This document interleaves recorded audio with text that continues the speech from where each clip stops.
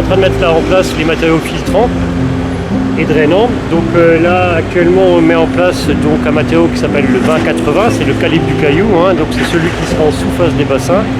Après au-dessus, plus on va monter vers le niveau fini des bassins, plus on va mettre des matériaux fins qui permettent donc de rendre l'eau propre, on va dire les eaux usées qui seront amenées dans ces bassins. Et en surface il y aura une plantation de roseaux qui seront faites, qui permettront effectivement que, une fois que les eaux usées passeront dans ces bassins, décanteront ces eaux et ça sortira ici au niveau du canal Venturi. Ça viendra circuler dans cette ZRV, une rivière artificielle.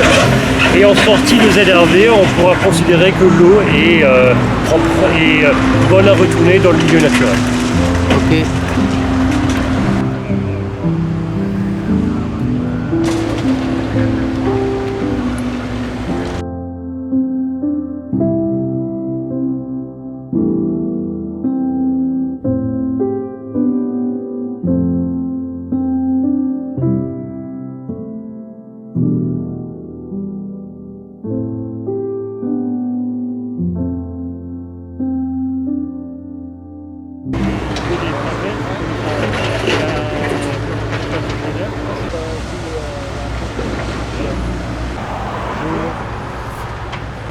Ça va et toi?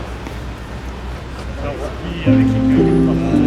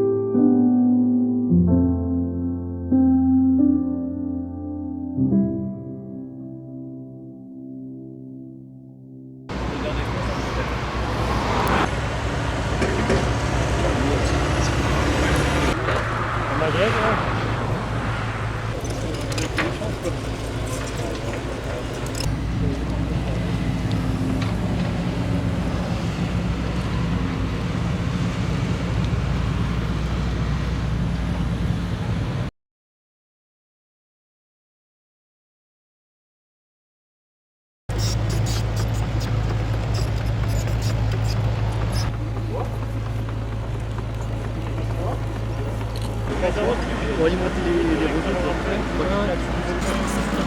On les met de côté, dès que le prochain voyage de 20-80, on met un sac et puis après ainsi de suite on fait la suite quoi. Hein.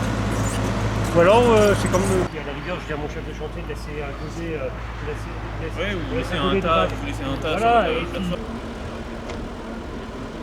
Oui, mais ça va. Voilà. potence aussi en inox.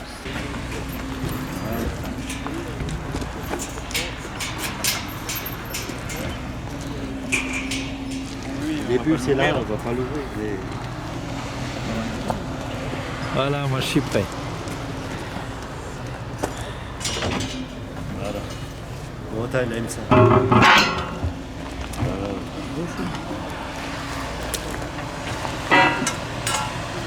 Ah, salut Adolphe. Salut. Ça va? Ouais, ça Bonjour. Berthellemins et Romelfin. Ici, vous pouvez voir les deux arrivées. Les tuyaux de refoulement. Donc ici, ça va servir, en fait, ça va être le regard qui va accueillir les deux effluents des communes de Berthellemins et de Romelfin.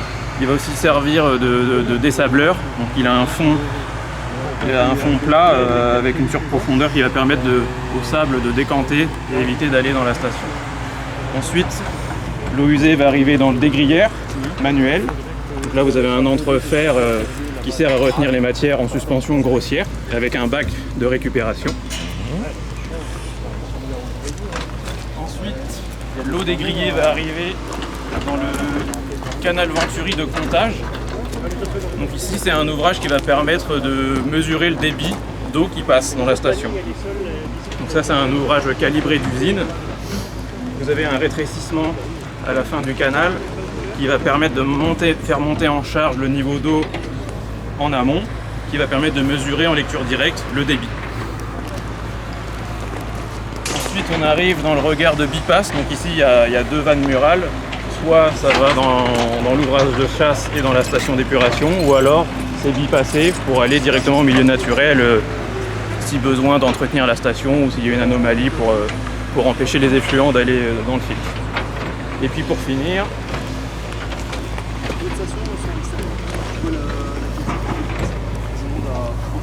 on arrive dans l'ouvrage de chasse.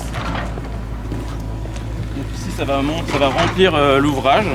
Il va y avoir un dispositif de chasse qui va se déclencher quand la chasse sera pleine. Et on va alimenter d'un coup un des casiers. Donc là, vous pouvez observer. Ici, il y aura un jeu de vannes qui permettra de choisir manuellement le casier dans lequel les effluents vont aller. Ok. Donc là, pour l'instant, l'ouvrage de chasse n'est pas équipé, hein, donc il y aura les différents équipements pour pouvoir changer les bassins et faire le dispositif de chasse. Et ensuite, ça ira dans l'un des trois casiers qui sont en train d'être garnis. Pour avoir 3 cm, ouais. 3 cm. Quand on fait une bâchée, en théorie, c'est calculé pour avoir 3 cm. Mais après, ça s'infiltre descend assez rapidement. Hein. C'est au lâcher, quoi. C'est ça. Mais c'est sûr que... Et ici, vu que les essais n'avaient pas été finalisés, on avait tout simplement remblayé en calcaire à zéro. On n'avait pas fait d'emblayage.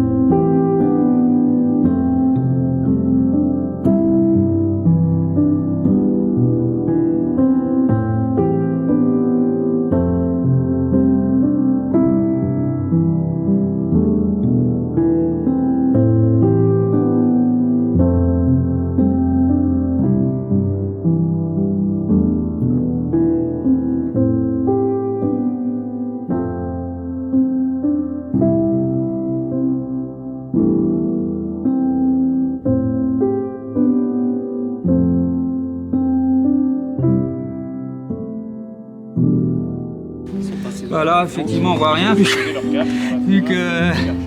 Ah, c'est vrai. Vu que.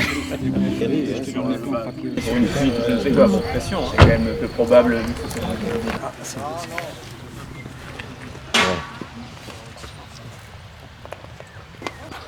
Voilà. comme dit quand on en réception. Pour guider le. Oui, non, ça on récupère au pôle Dichet, ça c'est pas.